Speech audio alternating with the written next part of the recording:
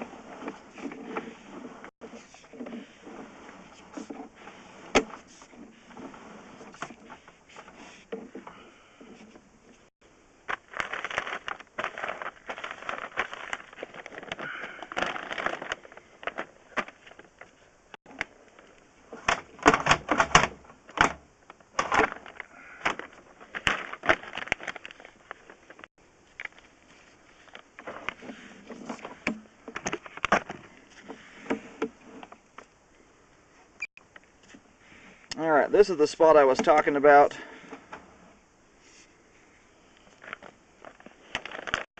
Right here at the transition.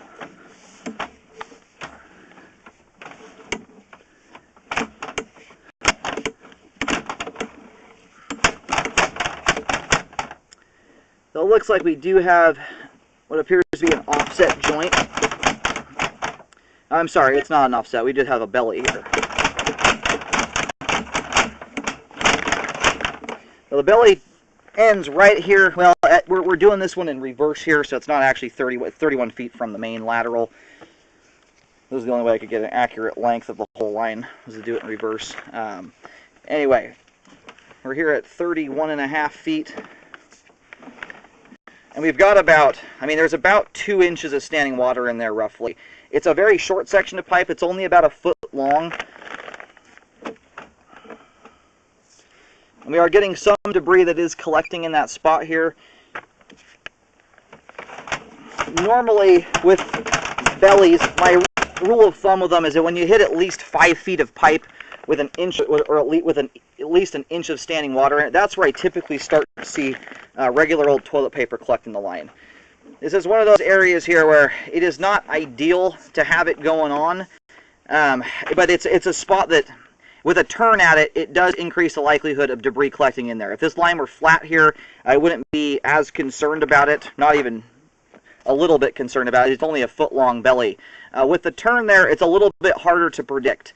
Stuff like this becomes a problem when you have, especially little kids that are putting things down that you're not aware of, or tons and tons of toilet paper.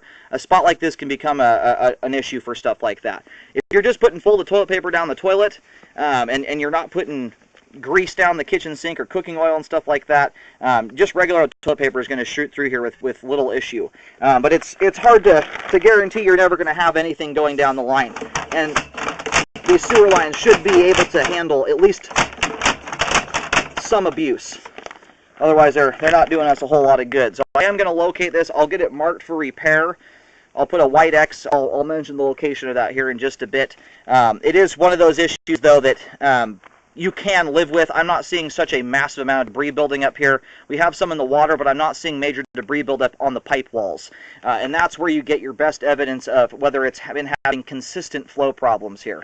And I'm not seeing evidence of that. It's very obvious if it's clogged and backed up before you'll get debris coating the entire pipe 360 degrees around.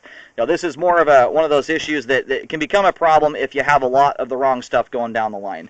Paper towels, tampons, grease, flushable wipes, cleaning wipes, stuff like that are a problem for areas like this. Like I said, if it didn't have a turn here, I wouldn't be all that concerned about it, but with that turns on their own slow debris down and indicatively will catch stuff as it comes through. You add the standing water on top of it, and it's an area where a clog could fairly easily occur. If it's going to occur anywhere, it'll be right here. So I do recommend a spot repair to correct this. All right, currently I'm going to push this out here just beyond the transition to make sure that the camera is not bent. If the camera is in a turn and it's actually bent to a certain extent, it will throw the locator off. So I'm pushing out just beyond that, about a foot or so past the transition, so the camera's laying flat.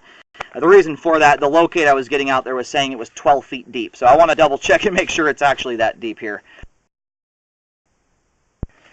Alrighty. I located this. I put an X right on the edge or inside the planter box out there, but I put the depth on the other side of it on the actual ground.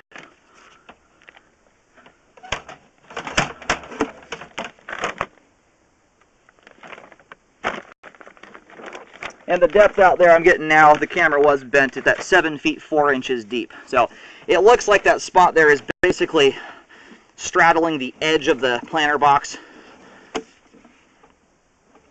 That is marked out there, 7 feet 4 inches deep.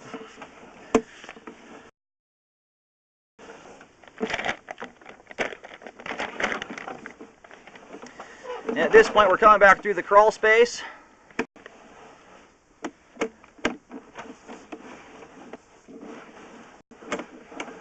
Now, just to make it easy, I apologize for the confusing length thing on here. From the clean-out access here out to the main, we're about 57 feet in total. Now, what I'm going to do in the report, just to make it a little easier to follow, that's roughly about 8 feet out from the foundation of the house is what I'll call it in the report. Aside from that spot there, the rest of the line is in good condition, has proper flow, and is functioning properly at this time. Because of that belly there on the turn, the line still is functioning, but it is being hindered a fair amount by that spot there. And that's one of those areas that is more so an issue, once again, of putting really large items like huge wads of toilet paper down the line, like children will do, paper towels, stuff that's just going to stick and clog there like crazy. Your items that break down fairly easily, not going to have too much trouble, but if you balled up a bunch of toilet paper, again, with that turn there, debris likes to hit those drops, or the turn at the bottom of a drop there, and it will stick even without standing water in the line. So you put the turn in there on top of that, and it's just a spot where if you're putting something down there, it shouldn't go down there, it will clog quite easily, much easier than it would if it didn't have standing water in it. So that is why I recommend a repair.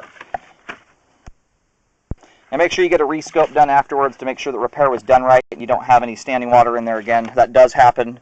Most of these issues, like this one in particular, have been that way or was done right in installation. So it's worth checking it out.